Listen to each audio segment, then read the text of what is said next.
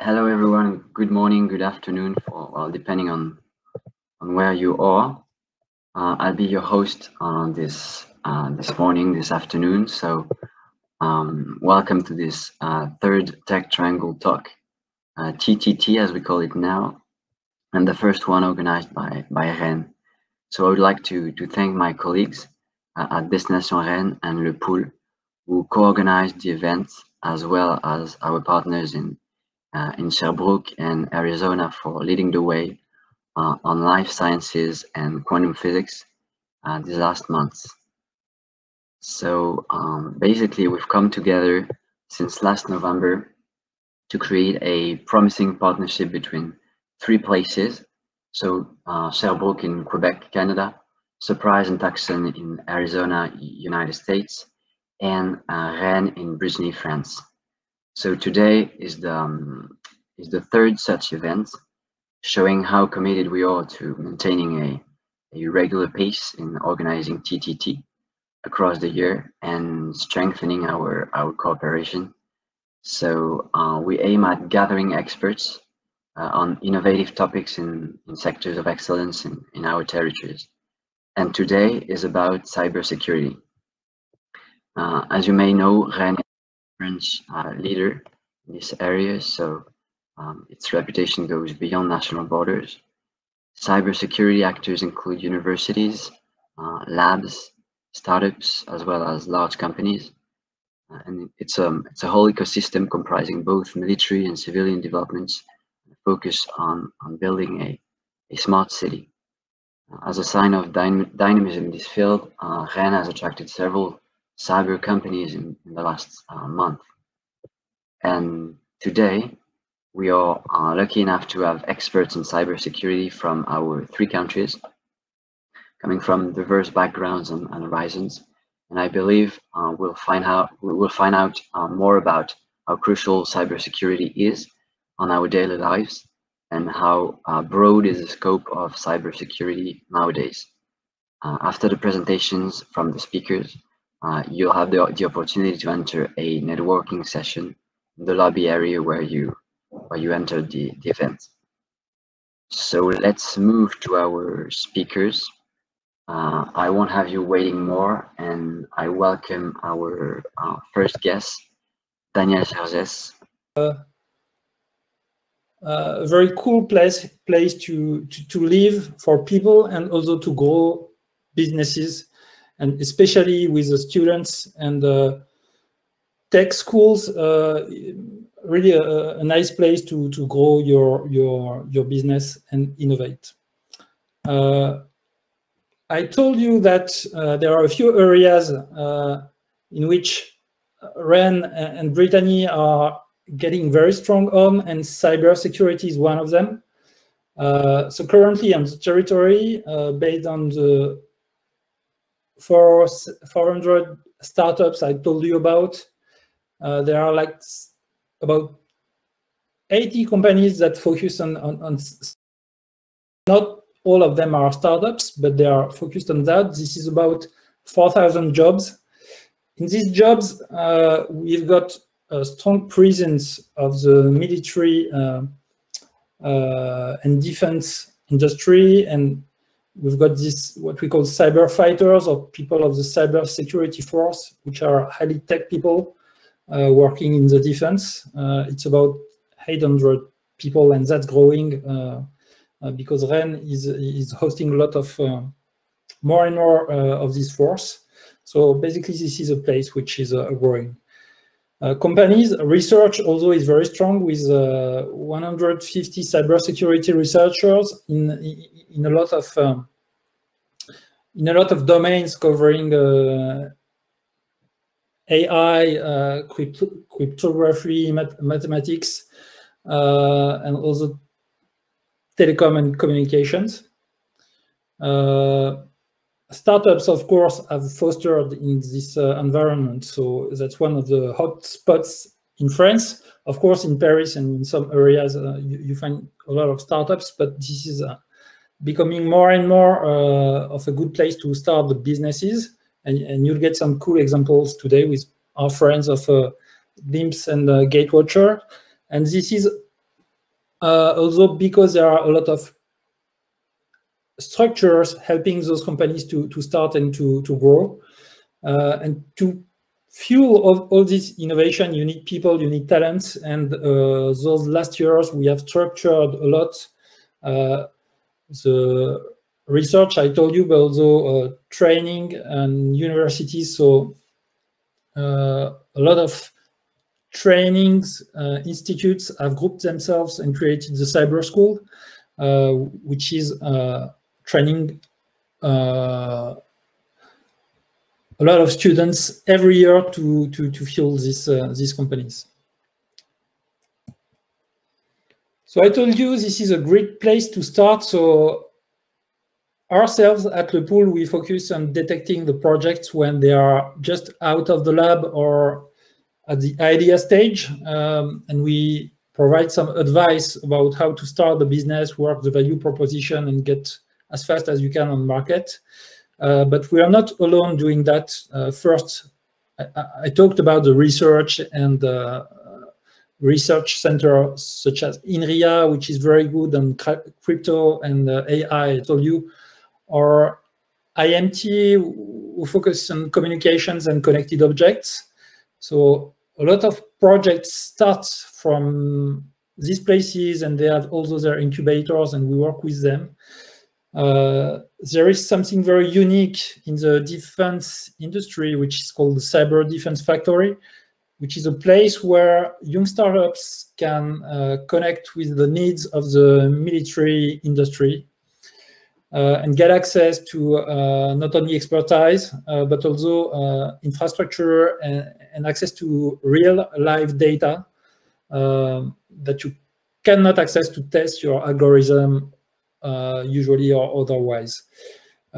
Digital Square, it's complementary offering for hosting companies because you need a place to grow. So a great place to start, but also a great place to grow. I talked about the military industry. There are some big companies which are heavy consumers of cybersecurity technologies. So Thales, which is an equipment maker which targets military, but not only public sector. So Orange, which is very strong in Rennes with 5,000 engineers, also has this his cyber defense branch, as well as Airbus and a couple of other large accounts with whom it's very easy to connect, and it's part of our job with our friends for Poool Excellence Cyber, and generally with people of the ecosystem to try to get as much connection as it's possible between the startups, the innovators, and those companies. This, plus a certain number of other things, that has led to the creation of very nice startups. Some of them are not startups anymore. If I talk about AriaNext, for example, there are now more than 200 people growing very fast, and they focus on ID authentication as a service, and they are growing very fast. We see a movement of startups that come from Paris and set up an R&D branch in Rennes. This is the case, for example, of Sequoia. And basically, I'm not going to detail all these guys, but they are, what we can see, they are very diverse in terms of cyber security areas which they address. Most of them, if I can tell, rely on some form of AI and big data management, which is a core component of the value which is generated by the research industry. And going to stop there, because I think the most interesting part will be to have our friends of Glimpse and Gatewatcher, which I'm very happy they were available today for this TTT, and thank you very much for the time you gave us, and sorry for the little glitch at the beginning. Thank you, Dania, for giving us an insight of, like a general insight of what Rennes has to offer. And Cyril, it's time for you to take the floor as the representative of Glimpse, IA technology to detect and analyze new threats. So I give you the floor. Okay, so thank you very much for allowing me to present our company. So I'm going to now present a young company, Glimpse, that was created at the end of 1919. Sorry. So before going a bit forward in my presentation, I would like to start by this quote from Sophos chief scientist Joshua Sachs. He is basically stating that the malware-goodware decision-making based on file static analysis has today reached a ceiling, even with state-of-the-art machine learning techniques. So question is, what's next? We are still seeing a lot of attacks that are successful. And so what should we do when traditional signature-based solution, even improved through the use of machine learning, are not working anymore? So we need new approaches, going deeper into file analysis to be able to make a fast and accurate diagnosis. So what do we do at Glimpse? So first, if I show you two flowers, for instance, it could be a rose and an orchid. You immediately recognize them for what they are, flowers, even if it's the first time you are seeing an orchid. Why so? Because you all have a brain, and your brain is able to conceptualize things. Your brain created the concept of flower in your head, and when you are now seeing a new flower, you can compare it with this flower concept that is in your head. We could go further. For instance, my young son, who is 2-year-old, can recognize a bike, even if it's a sports bike which has no wheel, or if it's a small bike for children with no pedals, but it's still a bike to him because he has a in his head. So that's exactly the revolution of artificial intelligence, being able to reproduce your brain's capacity to conceptualize things. And so Glimpse is doing exactly the same thing, but with compiled code. What your brain does with flowers, planes, or bikes, we do it with files, binary files that have with compiled code in it. So we trained and we developed and trained a deep neural network algorithm in order to read binary code and create what we call concept code. Thanks to that, we can identify code and associate it with concept codes that compose a binary file and eventually make it find if it's a malicious file or a legitimate file, and also for the legitimate file, analyze them deeply. And so just like the concept of flower is independent from the language or the words themselves that you're using to describe it, or concept codes are independent from the compiler or the processor that was used to execute the binary file. And so we can very efficiently compare a file that was first compiled for Windows computer, for instance, with another file that was compiled from the same source, but on an industrial system, for instance. So this neural network algorithm is currently at the core of our two products. These two products are Glimpse Malware and Glimpse Audit. Glimpse Malware is dedicated to malware detection and deep analysis. Glimpse Malware analyzes every file that is coming inside the perimeter of a company in order to detect any malicious file. Signature-based analysis can easily be fooled by new variants that are very easy to develop by the attackers. We can see nowadays that every breach that happens every day is done by new variants of well-known attacks that didn't cost much for the attackers to develop and fool traditional security systems for several weeks. But the code itself doesn't lie, and we are able to, by analyzing all the code and conceptualize it, to identify the intellectual property of attackers' groups, even if it was modified through the use of different compilers, of compiler options, or even if we are targeting a new ARM, for instance, if the first attack was first seen on a computer on x86, for instance, architecture. So Glimpse malware will detect threats and can then also be used to help triaging between false positive and false negatives. and characterize very deeply and precisely the threats that the company is facing. And for instance, when you are, depending on the companies, the security center will be very interesting in knowing if it is being attacked by a group specialized in ransomware activities or another group that is more specialized on spying activities, for instance, intellectual property theft, for instance. So that's for Glimpse malware. Glimpse audit, on its side, simplifies and at simplifying the work of software reverse engineering by providing an instantaneous insight on the code under analysis, avoiding weeks of often very exhausting work for reverse engineer.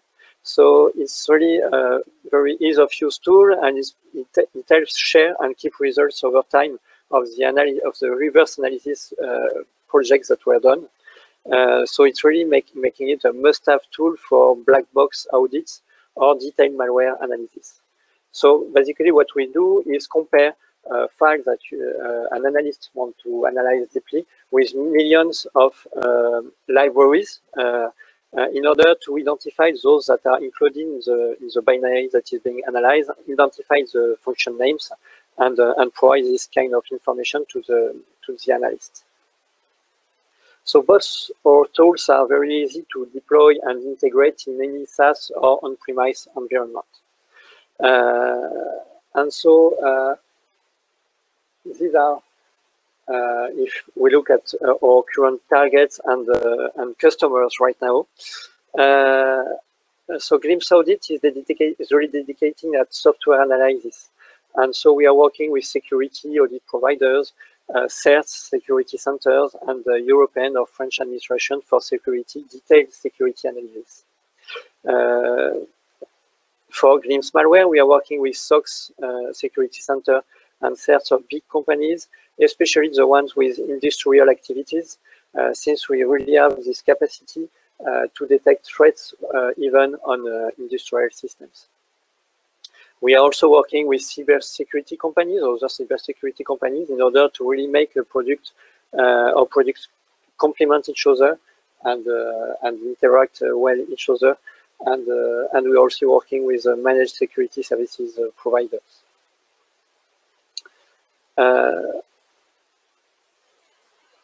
So in order to strengthen our offer and reach properly our customers, our team is expanding very quickly. At the beginning, in November 19th,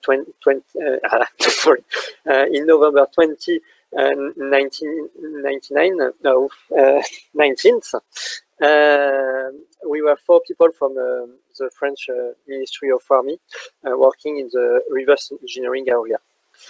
Starting from September 2020, we started recruiting. We are now 18 people, and we should be 25 to 30 by the end of the year. So what's next for us? Finally, the conceptualization technology that I presented is really a technology that enables us to find very efficiently the use of intellectual property in a binary file, in a compiled file. And so this intellectual property can be the intellectual property of net attackers groups, but it can also be legitimate intellectual property. And so we are really building currently a product dedicated to finding the intellectual property inside the software that you want to deploy in your company or that you are about to sell to a customer, in order to make sure that you don't have licenses issues in code, and that you are using state-of-the-art libraries that are not known to have vulnerabilities inside it, and that the compiler options that you used when building your product were good ones on a security point of view. So this is really a third project that is currently under development. And we are also working at developing and enforcing more cloud and IoT use cases thanks to our current product, Glimpse Malware and Glimpse Audit, since we already have this cross-architecture detection capabilities. So in order to do all this, our team is currently growing, as I said. And we are planning to open offices abroad in 2022, and especially we are considering right now the Canada for this.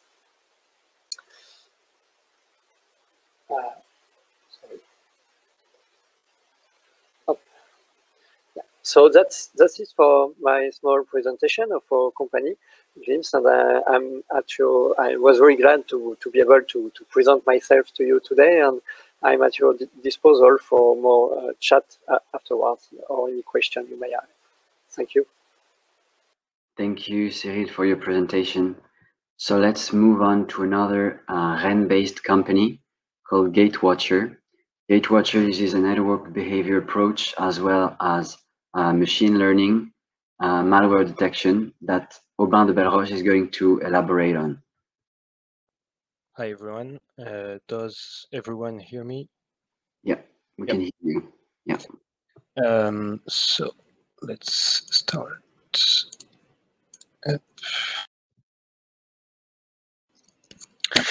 I'm Aubin de Belleroche. I'm the head of Gatewatcher in Rennes. We're a company founded in 2015 by Jacques de la Rivière and Philippe Gillet. We have offices both in Paris and Rennes. Rennes offices are quite new. We started them last year. So what are we doing? We're the first company, the French leader company in intrusion prevention and advanced threat pre-detection. Since 2015, we've been protecting the various critical networks of the largest French companies and public institutions. And for the past 2 or 3 years, we've been working with foreign companies as well. As of today, our clients are mainly roughly 30% from the banking and financial world, 30% in transportation and energy, and 30% in the public sector and the defense sector. We do most of our business in France, around 70%, and 30% abroad in Benelux, Northern Africa, South Asia, and Middle East. Since our creation, we had some major milestones. The most important ones were the ainsi visa for our products. Ainsi is the French cybersecurity agency. So this visa guarantees that our products is reliable, is robust, and has a lot of value in cybersecurity. Last year, we bought a company called Last InfoSec, which is a specialist in threat intelligence, and which is now included in our projects. And we're launching this year our new NDR platform. What is our main product and what does it do? Our main product, TrackWatch, is based on a unique technology in weak signal analysis and machine learning, and it was developed all in-house and has, as of today, 5 main detection engines on 2 axes, which are traffic and files. I'm going to briefly present these 5 axes. The first one, SigFlow, is what I would call a classical events-based, rule-based detection engine. It relies on threat intel from multiple sources to ensure that the maximum coverage and the least false negative alerts possible. Codebreaker is the is how to say the main innovation in our technology. It allows detection of both encoded and polymorphic shellcodes, which are used in most zero-days attacks and are mainly undetectable by classic cybersecurity solutions. Malcore is a giant malware detector. It's made of 16 different malware analysis malware engines, which were chosen to ensure the broadest coverage possible, both geopolitically and technologically. RetroAct acts as a post-analysis, reanalysis. It allows our clients to reanalyze after a few days, few weeks after the first file analysis with the latest research. So in order to be sure that you never miss an intrusion. And finally, the machine learning part, which applies in both for both traffic and files. What we try to do here is with machine learning is to complement the other four engines to add some value with the machine learning techniques.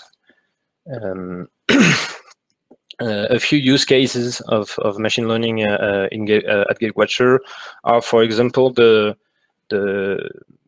use of deep learning to detect DGA, the domain-generated algorithms, which are a strong signal of a malware trying to communicate with its control and commands. Another example would be the analysis of the SMB traffic to detect anomalies, suggesting that a ransomware would be starting to activate itself.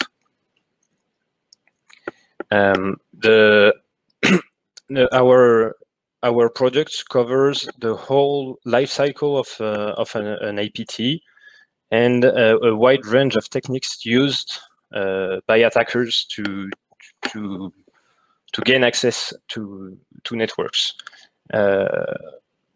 The main interest we can have in covering the whole chain is that we can detect attacks from the whole beginning to the end, and never miss an attack. Even if we miss a step of an attack, we can still detect it later on other steps. As of today, the company is roughly 60 people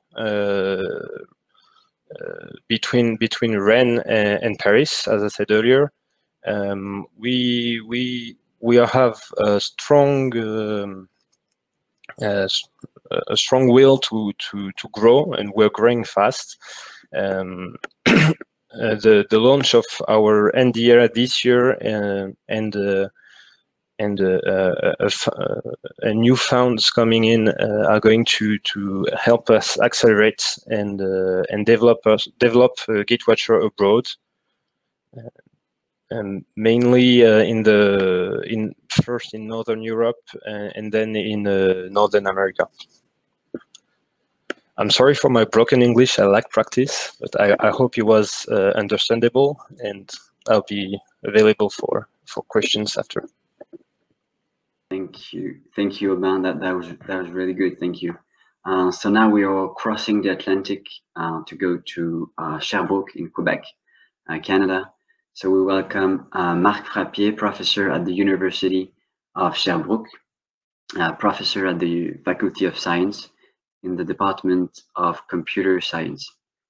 So he's also a member of the Groupe de Recherche en Informatique Fondamentale at Sherbrooke University. So Marc, je vous laisse la parole.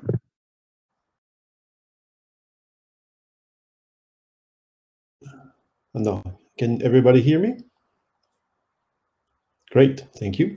So thank you, Simon, for the introduction. I'm going to try to share my screen now and see if it works.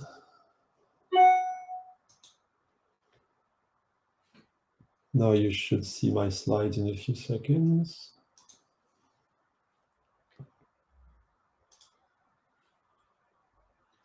Are you seeing my slides? I can't see the chat now. I'll assume that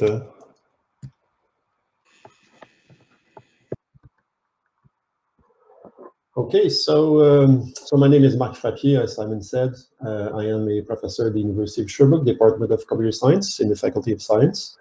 And I will be presenting today the GRIC, the Groupe de Recherche Interdisciplinaire in Cybersécurité, So we are a group that was formed in 2019, and it groups all the researchers interested in cybersecurity in the University of Sherbrooke.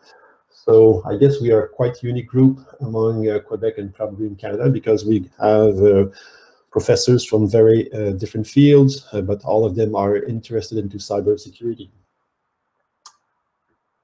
So a few words about the University of Sherbrooke, which some of you may not know. So we are a university located in the city of Sherbrooke, but we have 3 campuses. So 2 in Sherbrooke, the main campus, but also we have a campus of health, which is located at the other end of the city. That includes a large faculty of medicine. And there is also a campus in the South Shore of Montreal that offers various programs at the graduate level, and some of them at the undergrad level. And this is where our Center for Training in Information Technology is located, and where we are also offering training and graduate program in cybersecurity. So the University of Sherbrooke has 31,000 students. Of them, there are 1,600 foreign students, 7,000 employees, 1,200 professors, and we are ranked 15 in Canada for research revenues. We have a very large, the biggest growth in research in the last years in Canada.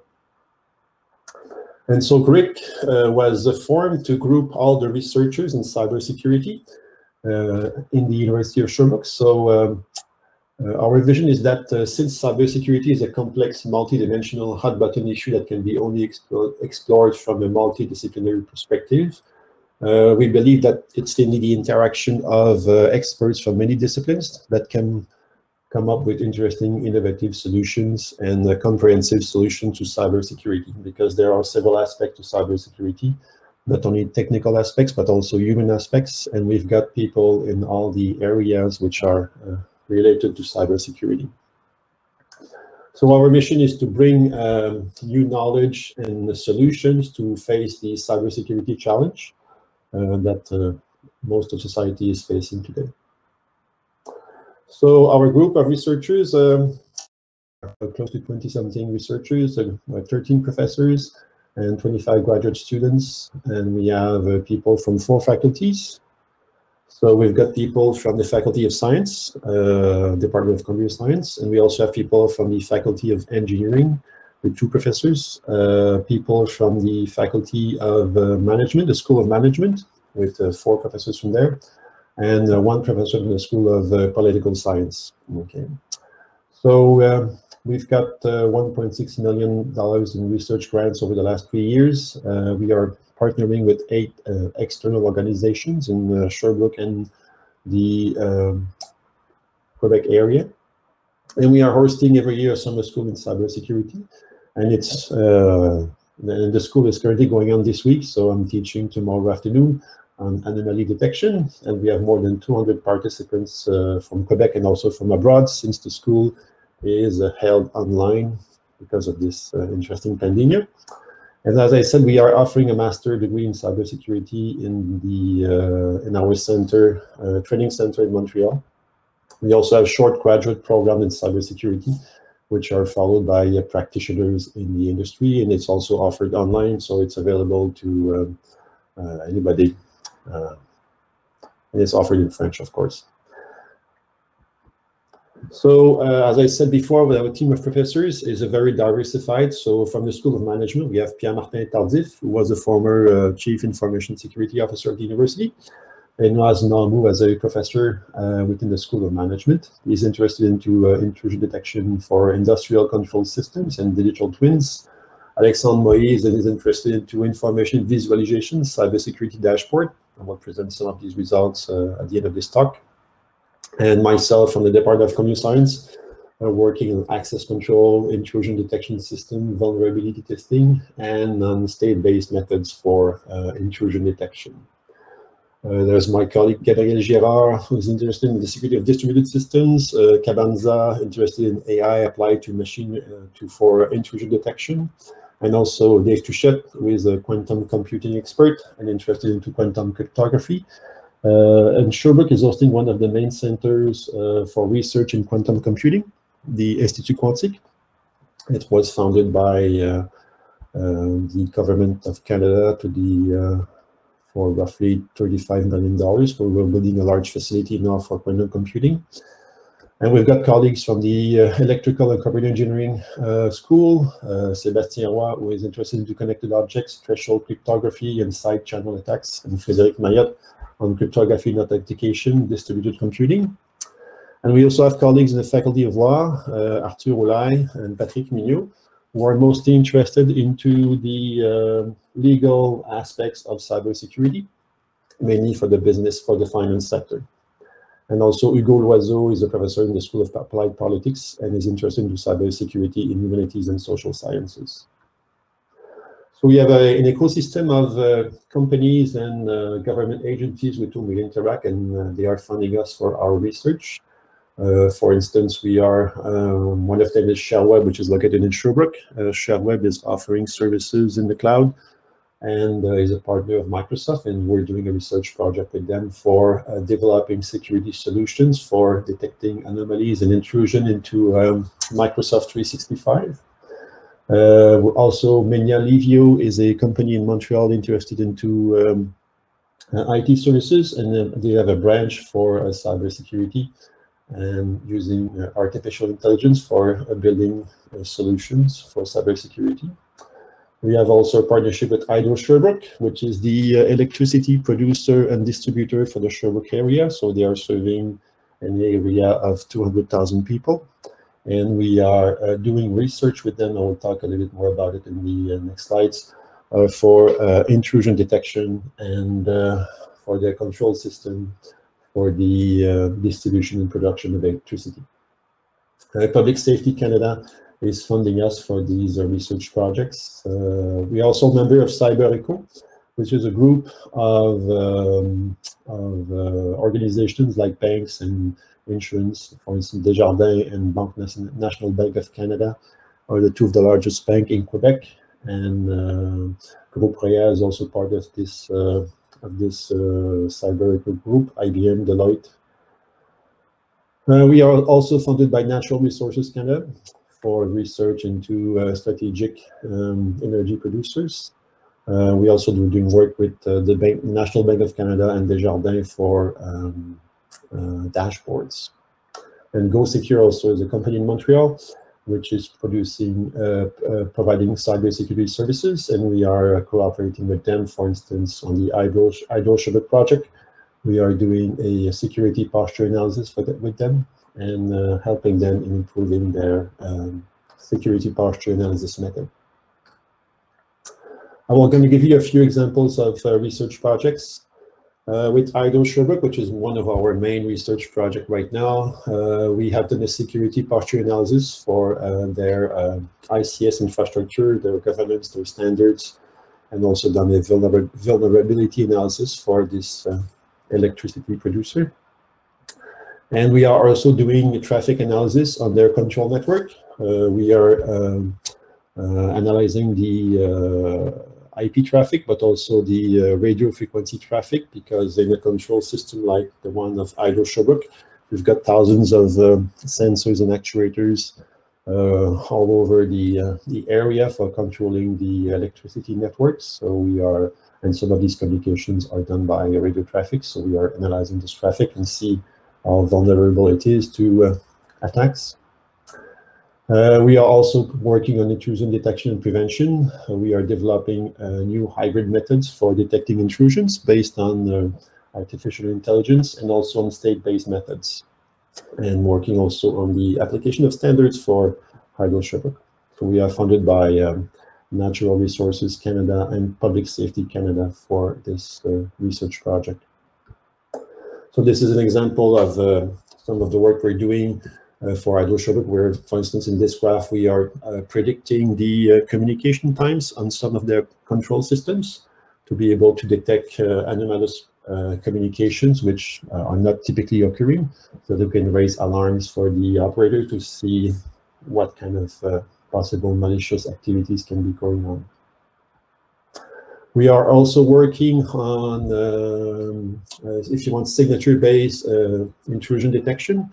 So in this case, we are using state machines to write rules that will analyze a stream of events. These could be communication events or host events.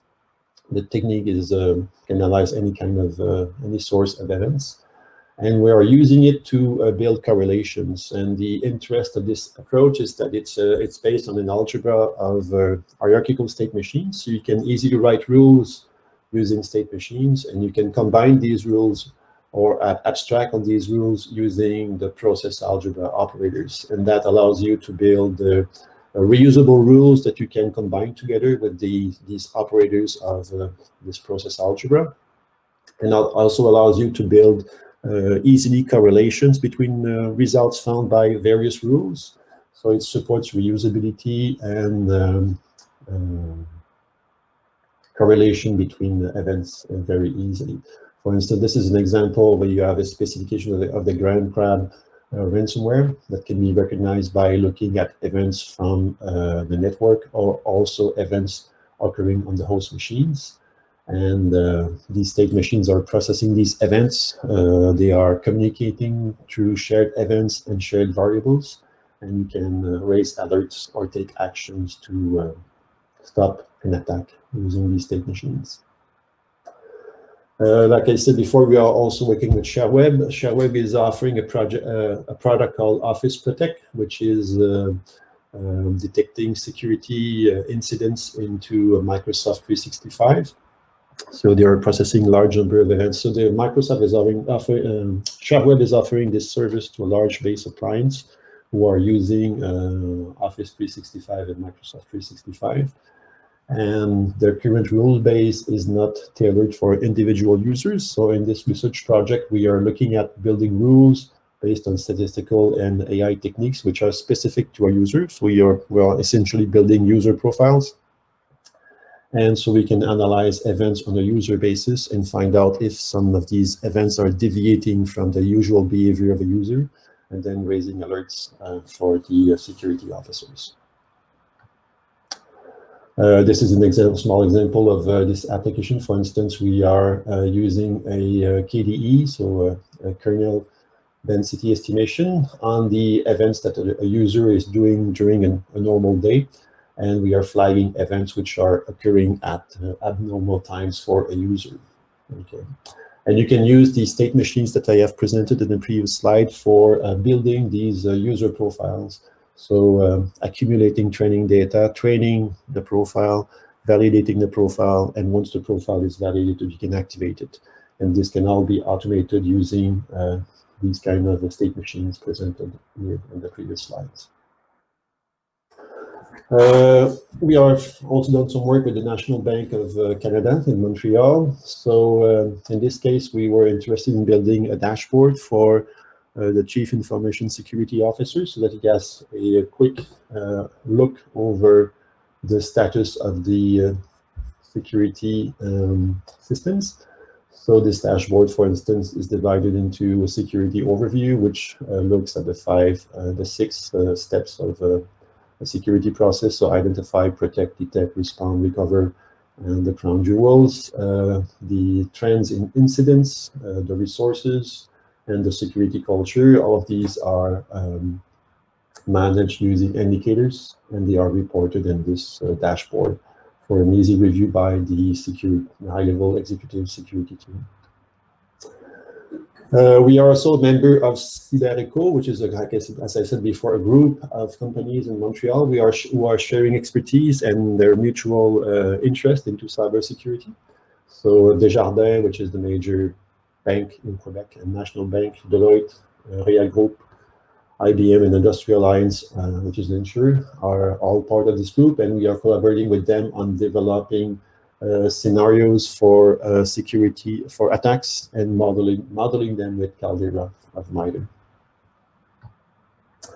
So that's the end of my talk. So I'll be happy to interact with you and discuss any further the subject which I have presented. Thank you very much for your attention, and thank you for inviting me for this presentation. Thank you, Marc. Merci beaucoup pour votre présentation. Let's move on even more west now to Arizona to welcome Brett Scott, representing Arizona Cyber Warfare Range, which has been created to rapidly upskill cybersecurity talent with hands-on learning. So the floor is yours. Hello, everyone. Scott, and I'm the founder of the National Cyber Warfare Foundation and the Arizona Cyber Warfare Range. These are two non-profit entities. Their sole purpose is to rapidly teach critical skill sets in cybersecurity. We do that free of charge for those people who want to learn with us. And how we get this done is we are staffed primarily by volunteers. And then we do have folks who are supporters, donors. We have corporates that give us fees and things like that to help us keep going, etc. But today I'm here to talk to you about AZ02, which is the second cyber warfare range we put in Arizona. It is a partner, it's kind of a collaboration with VetLink Foundation, which is another nonprofit that services our veteran community. And so military veterans, as they're transitioning out of the military into the workforce, this range specializes in training them to help them obtain careers in cybersecurity. And of course, none of this would really be possible at AZ02 without the partnership and collaboration with the City of Surprise. The City of Surprise, Arizona, has a thing that they call the Tech Accelerator, as an accelerator, but it's Tech Accelerator, and it is a great place for organizations that are small to incubate and grow with a supportive community around them. So you may have read about us or heard about us. We've been around since 2012. We are widely recognized around the world as leading in cybersecurity. Why we are recognized in that way is because the people who are around us, our volunteer base, are the top 1% of cybersecurity talent globally. Now, our people have experience and the work that they do, you do hear about. It's just really never us that are doing it. You hear about it in movies, you hear about it in TV, you hear about it in the news. And as we go into this ever more volatile world that we live in, we are beginning to see that every negative or hostile actor is using cyber as a weapon against people. And so we are here to help solve that problem, but also to solve the biggest issue within cybersecurity, which is called the cybersecurity skills gap. Now, a lot of people kind of debate the topic, but I assure you there is a large deficit of competent cybersecurity warriors out there, and that's exactly the problem that we're trying to solve. So we really don't have an economic model because our economic model is sustainability of our countries and our way of life.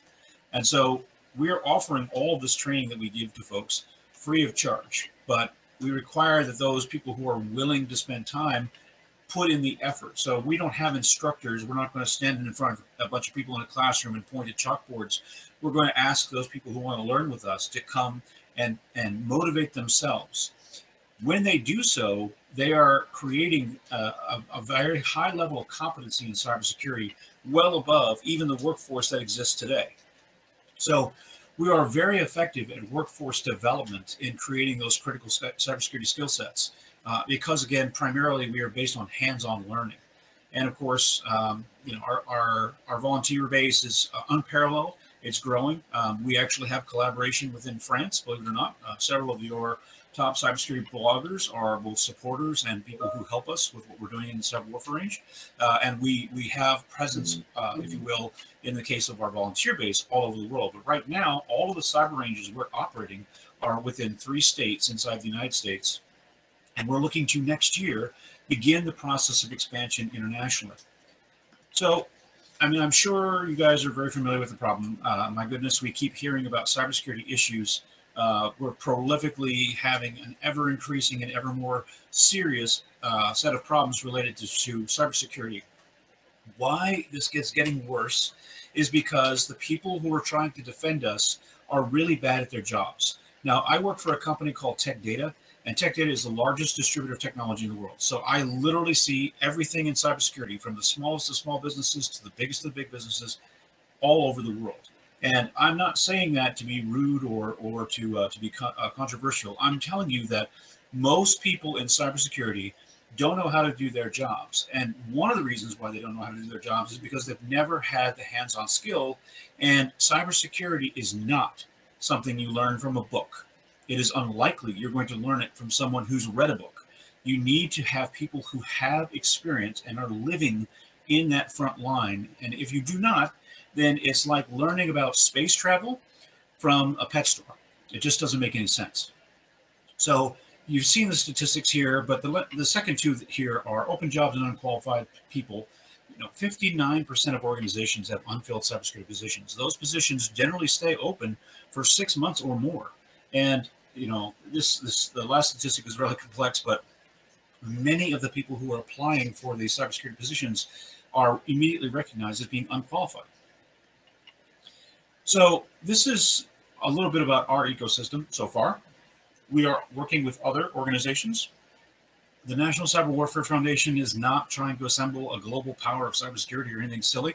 We're simply trying to find those people who get what the big picture is, who are understanding that we as a community have to work together to build better cybersecurity, and are willing to selflessly, as in not selfishly, work with everyone to make it happen. So instead of trying to create this monolithic giant of cybersecurity, what we're trying to do is we're trying to assemble those people who understand the big problems that we face and are not going to waste people's times with silly and trivial matters.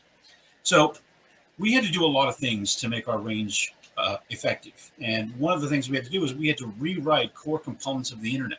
So we have our own technologies that allow us to run our cyber ranges, and that simply gives us capabilities that are not available out there in the marketplace. Trust me, we've looked. So the problem is the core technologies of the internet just weren't ever designed to do the kinds of things that we're doing. So we had to redesign them and still make them support all the devices and all the other technologies that are out there in the world. And we have a track record since we've been operating in 2012. We have a sustainable cybersecurity range ecosystem. There are lots of reasons why that is, but many companies or many organizations think, well, if we have the right technology, we can have a sustainable range. Or if we have the right people, we'll have the right range. The problem is it's not one or the other, it's both. And then to support all of that, once you have the right combination, you have to have an ecosystem that will continue to energize that system to keep it going. And it seems a little counterintuitive. You say, gosh, how would you have to energize something that is the most unbelievably popular topic in the world? And the answer is, again, there's this lack of skill out there. There's a lack of direction. And because of that, there are a million different reasons why any entity would get distracted from the mission. So we've been able to accomplish what we've been able to accomplish because we've had zero involvement from any government, except at the local level. For example, with the city of Surprise. Governments have a very different perspective on cybersecurity, and it's a very distracting perspective. Not that we don't love or support those governments. We help them all the time. Trust me, every single one of the countries that you know, we've helped them. But the problem is that they have their own objectives, which is very different than our objective. We're interested in the totality of cybersecurity, making everyone good at it so we can all have a good way of life.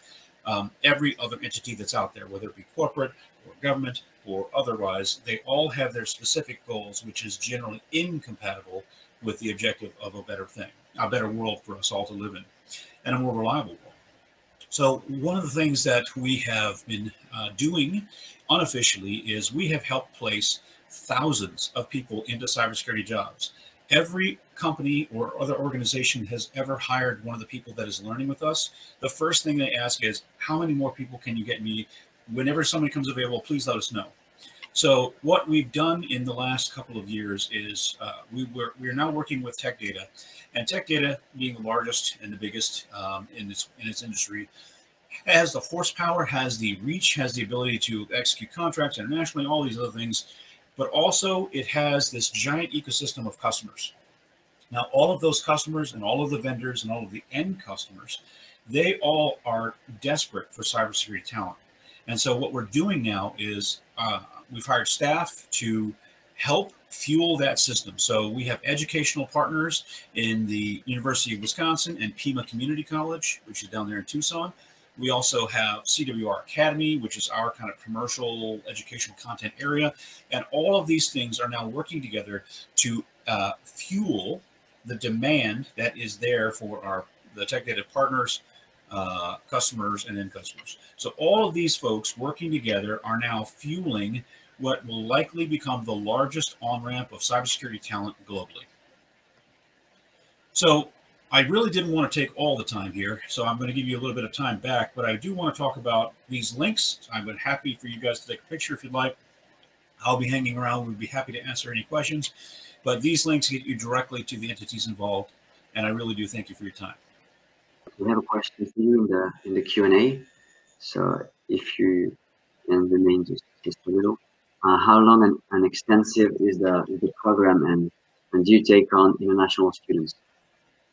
Yes, we already serve a large group of international students from every country in the world, frankly. How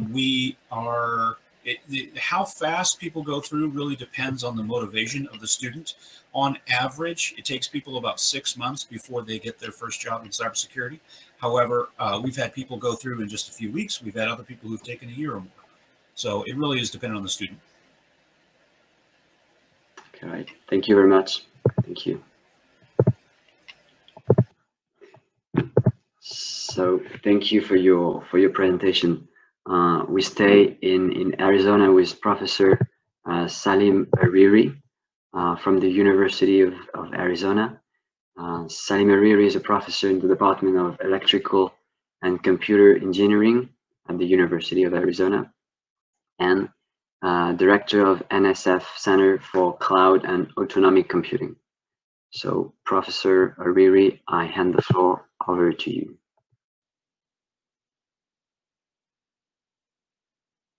Do you see my screen or no?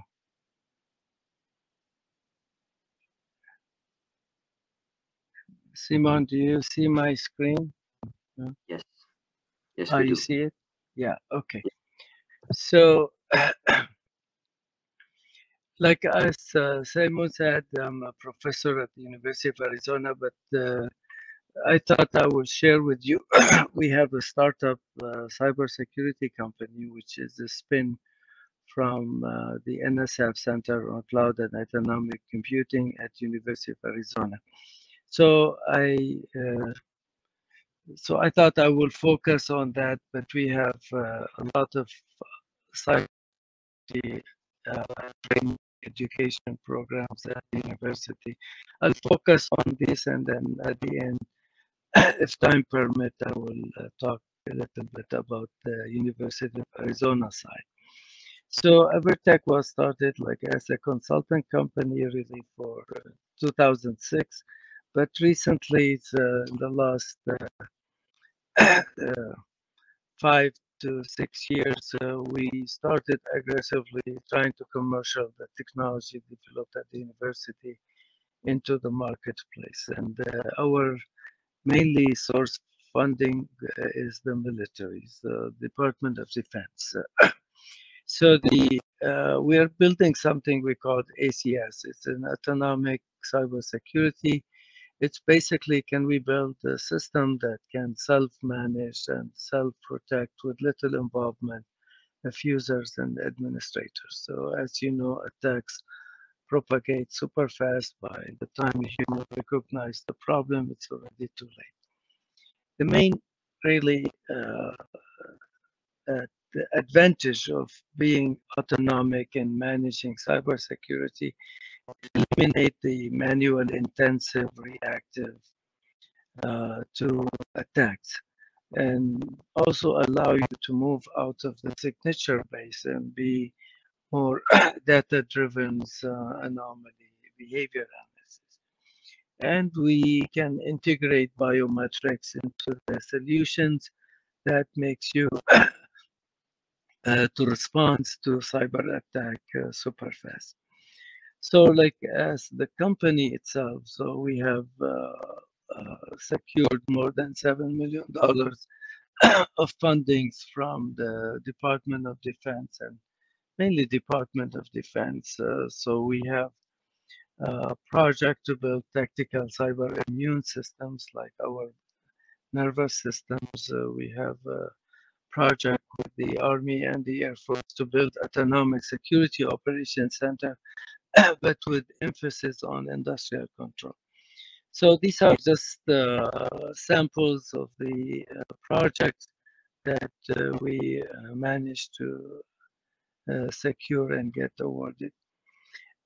I think this workshop or this series of talks focus on cybersecurity, so everybody is really aware of the problems.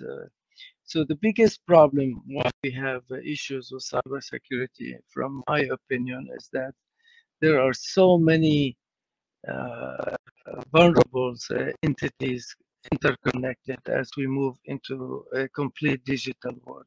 So these are just some statistics. So you're talking about 3.8 billion internet users, 50 billion smart devices, 500 million wearable devices.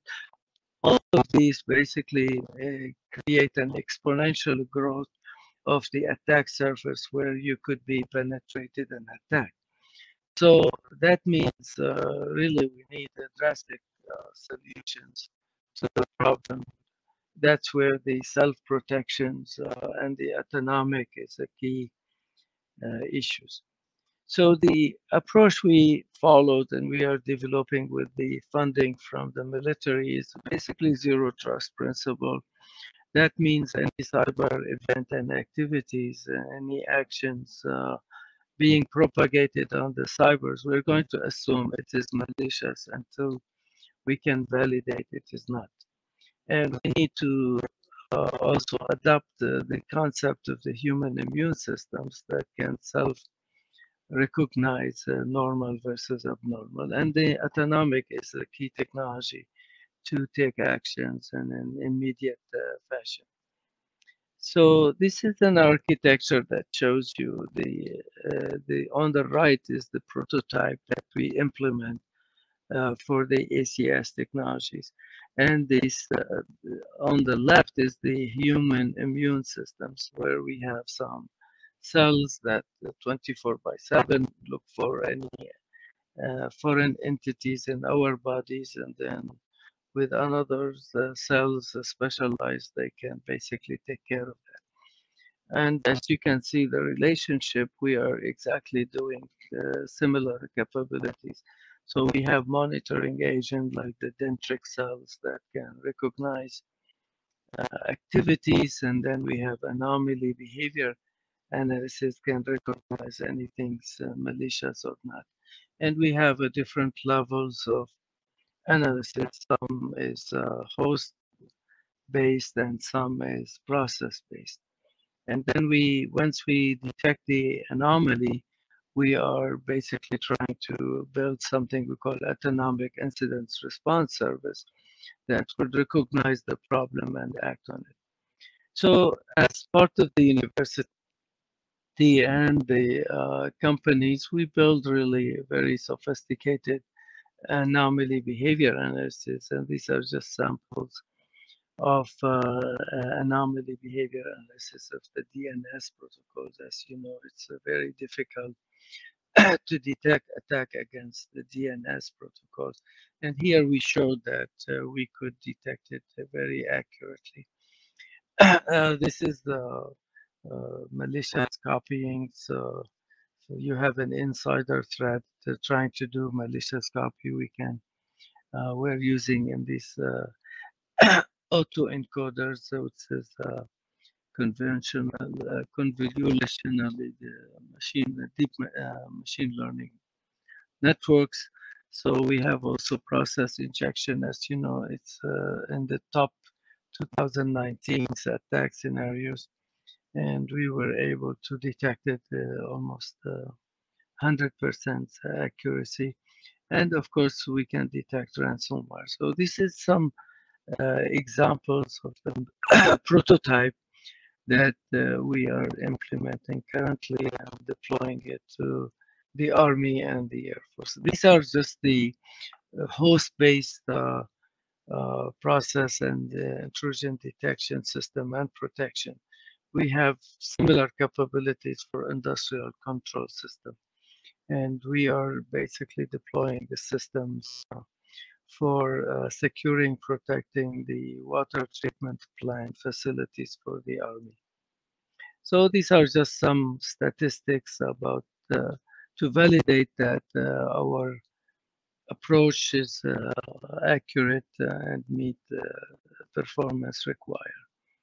And as I said, that we are currently working on the attack patterns attributes. So whenever an event is detected, we'd like to basically identify it and identify what is the pattern, what is the target, what is the vulnerability, what is the method used for attack, and what are the consequences, and then the ability to take some action. As we are a startup from the university, so and the technology we build in the university, we are moving it commercially.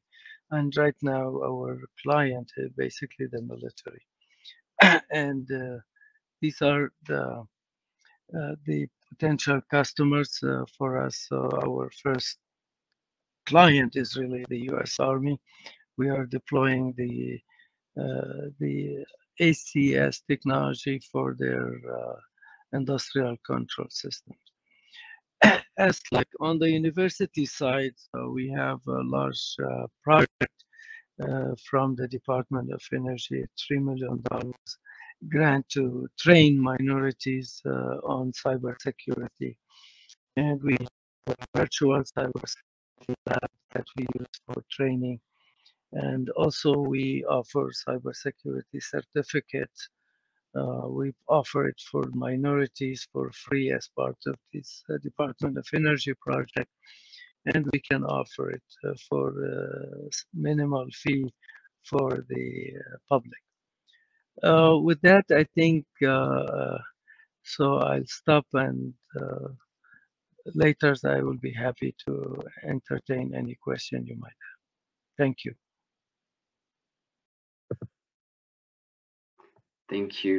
Thank you, Professor Salim Hariri. So we're coming to the end of our Tech Triangle talk on cybersecurity. We've got all our presentations and speakers all the speakers did their presentation. So I would like to thank all our speakers today who provided us with good insights and great ideas about cybersecurity, as well as all the attendees of this third Tech Triangle talk. And now feel free to attend our networking session, so starting right after. Thank you very much, and goodbye.